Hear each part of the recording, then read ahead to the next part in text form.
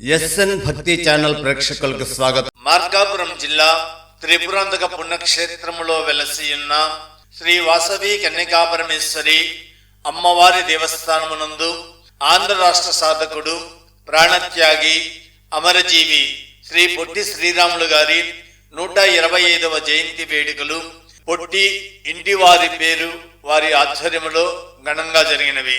శ్రీ వాసవి కన్యకాపరమేశ్వరి అమ్మవారి open shed నందు ప్రత్యేకంగా ఏర్పాటు చేయబడిన అమరజీవి శ్రీ పొట్టి శ్రీరాములు గారి విగ్రహ సమీపంలో సభను ఏర్పాటు చేయడం అన్నది.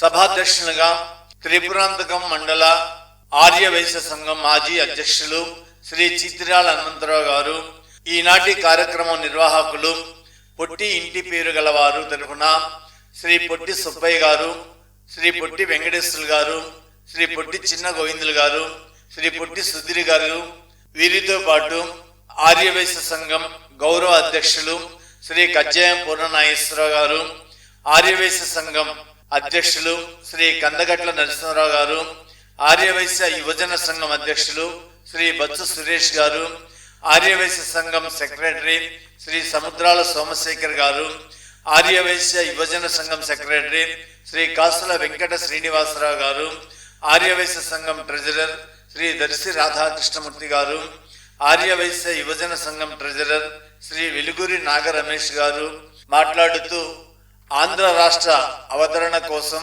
అమరజీవి శ్రీ పొట్టి శ్రీరాములు గారు చేసిన ఉద్యమాల గురించి, సేవలను గురించి, త్యాగాలను గురించి, వారి బాల్యం నుండి ప్రాణత్యాగం చేసేంత వరకు సభాముఖంగా కొనియాడినారు.